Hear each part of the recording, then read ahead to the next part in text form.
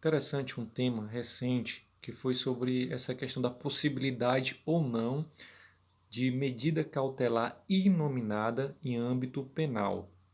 Recentemente tivemos aí a decisão do ministro Alexandre de Moraes que bloqueou, retirou perfis de cidadãos de plataformas digitais, como Facebook e Twitter, tanto em âmbito nacional como em âmbito internacional. A questão é o tema que surgiu diante dessa decisão do ministro Alexandre de Moraes, que foi: é possível a possibilidade de medida cautelar inominada em âmbito penal, ou seja, uma medida cautelar que não esteja prevista no Código de Processo Penal, porque sabemos que no artigo 319 do Código de Processo Penal existe uma lista de medidas cautelares que o juiz pode determinar, como, por exemplo, recolhimento domiciliar, proibição de frequentar determinados lugares, é, restrição de passaporte, dentre outras medidas cautelares que estão elencadas no artigo 319. E a doutrina majoritária e a jurisprudência, antes dessa decisão do ministro Alexandre de Moraes, até mesmo decisões do próprio STF, entendem que não caberia medida cautelar inominada, ou seja, medida cautelar que não esteja prevista ali no rol taxativo do artigo 319 do Código de Processo Penal. Por quê? Porque o direito penal, ele trabalha com a liberdade do indivíduo, ou seja, ele mexe com a liberdade do indivíduo. Ou seja, então, se for para restringir a liberdade do indivíduo, é, esta restrição deve ser tipificada previamente na legislação penal.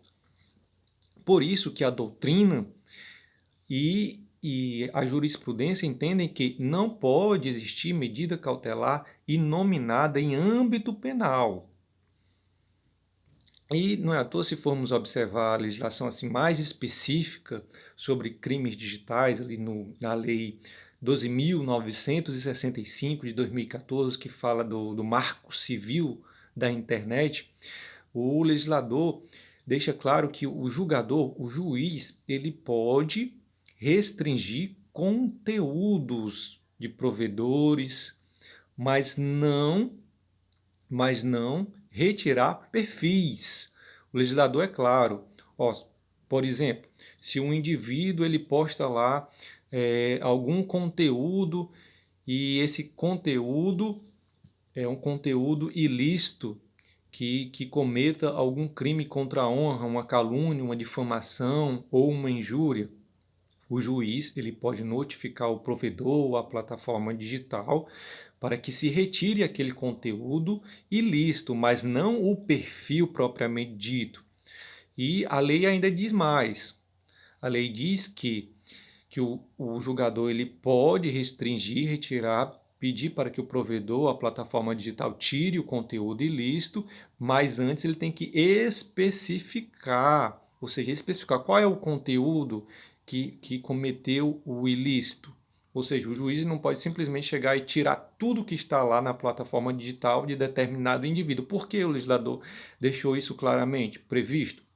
Para que não para que esta lei não conflitasse, essa restrição de conteúdo não conflitasse com a liberdade de expressão do indivíduo que está na Constituição, no artigo 5º.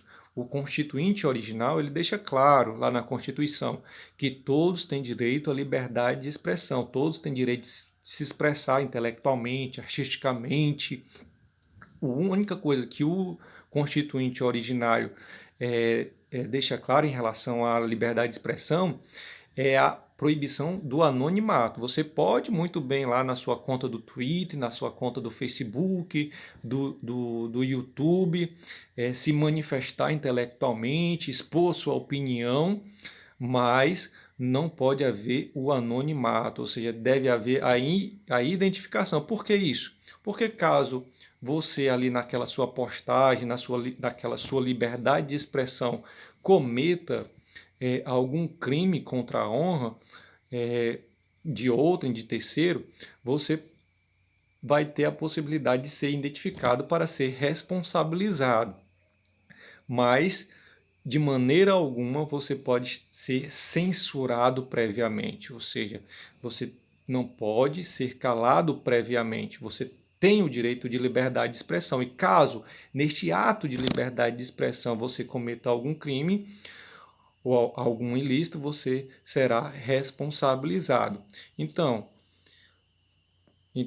tanto na jurisprudência como na doutrina, não se admite a medida cautelar inominada em âmbito penal, ou seja, aquela medida cautelar que não está prevista ali no rol taxativo do artigo 319 do Código de Processo Penal. Não é à toa que a AGU, a Advocacia Geral da União, entrou com a ADI, representando aí o presidente da República, né, ação direta de inconstitucionalidade, para que o próprio STF se manifeste quanto a essa questão de possibilidade ou não de medida cautelar inominada em âmbito penal, ou seja, se é constitucional ou não uma medida cautelar inominada, ou seja, que não está prevista ali no rol do artigo 319 do Código de Processo Penal, para que assim analise essa questão e veja se não está ali ferindo a questão da liberdade de expressão estipulada na Constituição, no artigo 5º. Então, esse é o tema.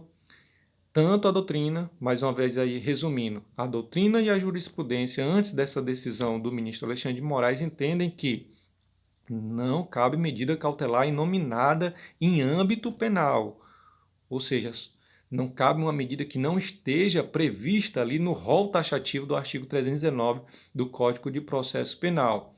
E a legislação específica sobre crimes digitais, a Lei 12.965 de 2014, prevê que o juiz ele possa restringir, retirar conteúdos, mas não perfis de plataforma digitais. Então, esse é o tema e vamos ver agora o que é que o STF decide nessa ADI que interpôs a AGU, a Advocacia Geral da União.